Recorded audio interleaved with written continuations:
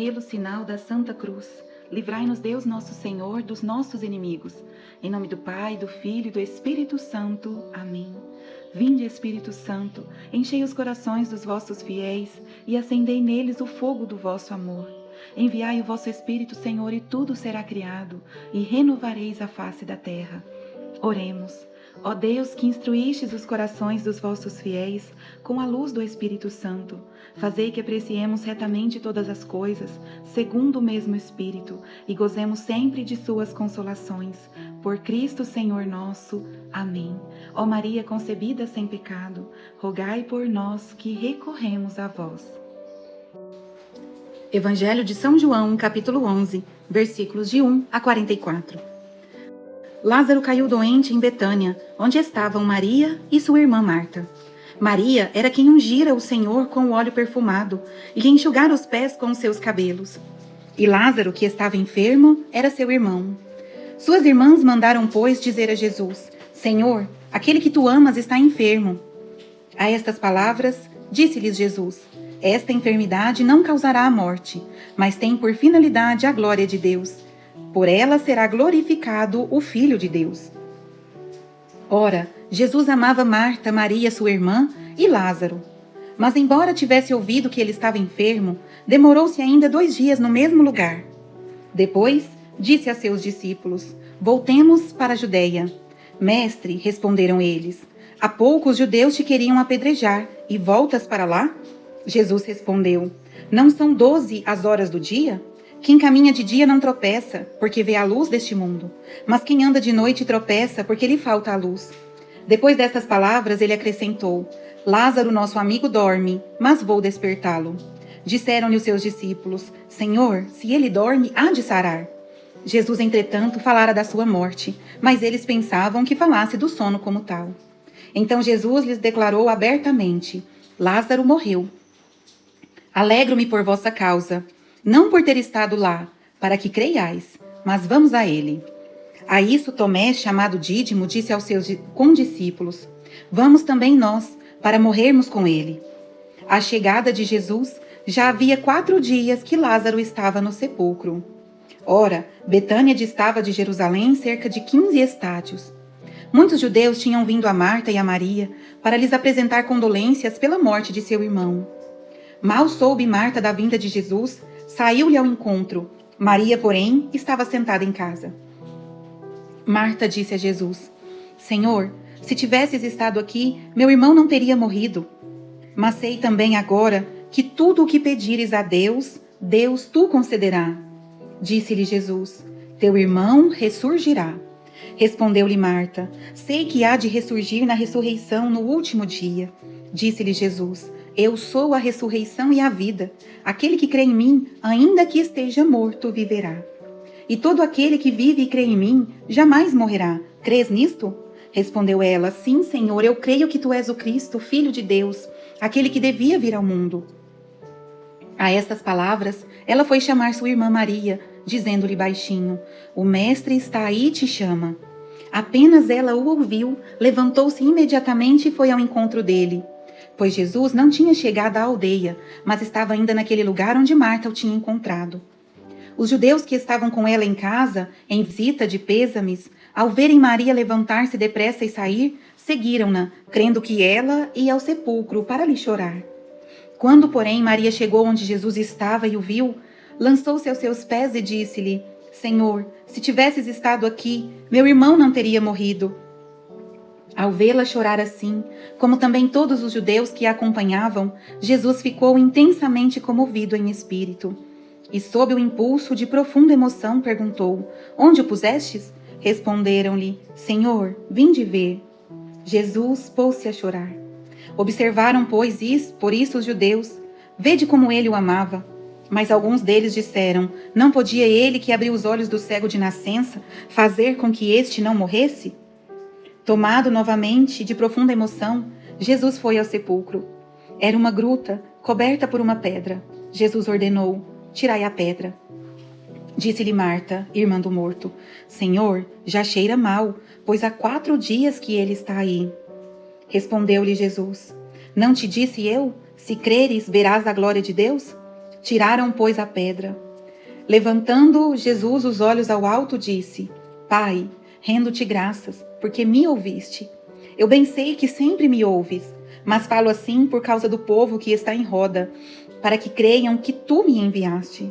Depois destas palavras, exclamou em alta voz: Lázaro, vem para fora. E o morto saiu, tendo os pés e as mãos ligados com faixas e o rosto coberto por um sudário. Ordenou então Jesus: Desligai-o e deixai-o ir. Palavra do Senhor. Graças a Deus. Item 1, promessas de Deus. E item 2, ordens a obedecer. Meus irmãos, eu selecionei como promessa de Deus o versículo 25 e 26 e como ordem o 27. Só que eu uni os dois temas porque primeiro o Senhor quer que nós creiamos, para depois nós alcançarmos a promessa. Versículo 25 e 26, Jesus diz: Eu sou a ressurreição e a vida. Aquele que crê em mim, ainda que esteja morto, viverá. E todo aquele que vive e crê em mim, jamais morrerá. Crês nisso? E ela responde: Sim, Senhor. Eu creio que tu és o Cristo, o Filho de Deus, aquele que devia vir ao mundo. Primeiro vem a fé, meus irmãos. Crer que Jesus é o Filho de Deus, que veio ao mundo para nos salvar da escuridão do pecado e da morte eterna. Só com Jesus nós alcançaremos a ressurreição. Com Jesus não morreremos eternamente. Com Jesus, a morte terrena é apenas uma passagem para a vida eterna no céu, onde nenhum de nós sequer consegue imaginar a felicidade que teremos lá. Meus irmãos, quem crê em Jesus não morre, jamais. Só passa deste mundo tenebroso para o céu, para a vida eterna, para o lugar que Deus preparou para nós. Que Deus preparou para aqueles que o amam. Item 3, princípio eterno. Como princípio eterno, meus irmãos, eu selecionei o versículo 4 e o 9 e o 10. A estas palavras disse-lhes Jesus: Esta enfermidade não causará a morte, mas tem por finalidade a glória de Deus. Por ela será glorificado o Filho de Deus. E o versículo 9 e 10 dizem: Jesus diz: Não são 12 as horas do dia? Quem caminha de dia não tropeça, porque vê a luz deste mundo. Mas quem anda de noite tropeça, porque lhe falta a luz. Meus irmãos, todo o sofrimento que nós passamos é uma oportunidade que temos de amar a Deus como Ele nos amou. É uma oportunidade de juntar o nosso mísero sofrimento ao mar, ao oceano de dores que Jesus sofreu por amor a nós. Já disse Santo Agostinho: Não importa o que um homem sofra, mas como ele se comporta no sofrimento. Ó homem, não está em tua mão sofrer ou não sofrer, mas se no sofrimento tua vontade se degrada ou dignifica. Meus irmãos, nós estamos aqui na terra. Nós estamos num vale de lágrimas, meus irmãos. Aqui nós passaremos por sofrimento, sim, independentemente de qualquer coisa, nós estamos na tribulação. Se próprio Jesus veio e passou todas as tribulações, muito mais do que a gente pode imaginar, por que nós queremos ser poupados de tudo? Não é? Então, se o próprio Senhor, o Filho de Deus vivo, nasceu numa gruta, onde ficam os animais, um lugar sujo, passou por várias dificuldades, perseguições, ele era um bebezinho, já queriam matá-lo. Como nós queremos ser tratados diferente? A diferença, meus irmãos, é se a gente usa o nosso sofrimento para unir ele às dores de nosso Senhor, e isso nos dignifica, ou se nós reclamamos, lamuriamos e fazemos como aquele ladrão que foi crucificado ao lado de Jesus, que só reclamava, que foi condenado. Existem doenças, sofrimentos que nós passamos, que são permitidos por Deus para nos aproximar mais dele, para nos moldar para a santidade. Nós precisamos aceitar esses sofrimentos e louvar a Deus por cada sofrimento que nós estamos vivendo. Porque é no sofrimento que nós mais parecemos com o nosso Senhor Jesus Cristo. Agora, se nós estivermos achando que a carga está pesada demais, que a gente não consegue carregar, nós podemos pedir para Deus a mão dele para nos ajudar a passar por esse vale de lágrimas. O nosso Deus conhece a dor, meus irmãos, muito mais do que nós. Ele, por amor a nós, se fez homem, se fez carne, para sentir a dor como nós sentimos. Ele sentiu na sua própria carne dores inimagináveis por nós, para nos salvar da escravidão do pecado. Ele tomou sobre si a pena que era devida a nós, pelos nossos pecados.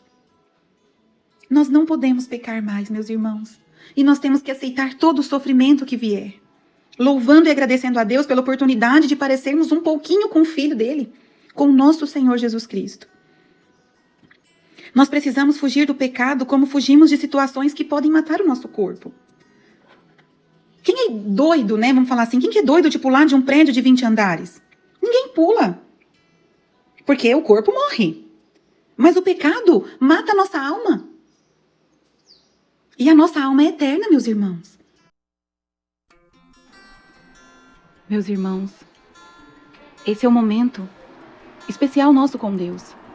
Qual que é a mensagem de Deus para mim hoje? O que o Senhor quer de mim? É pessoal, meu irmão e minha irmã.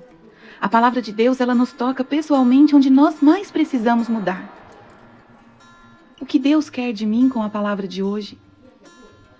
O que o Senhor quer que eu mude? Esse é o nosso momento, meu irmão e minha irmã. Para, pensa, fecha os olhos. Depois que nós escutamos a vontade de Deus na nossa vida, é momento de refletirmos o que fazer. Qual é a ação que eu vou tomar? O que eu posso mudar? Aonde eu posso mudar? Que ação concreta eu posso fazer no dia de hoje e a partir de hoje na minha vida para chegar àquilo que Deus quer de mim?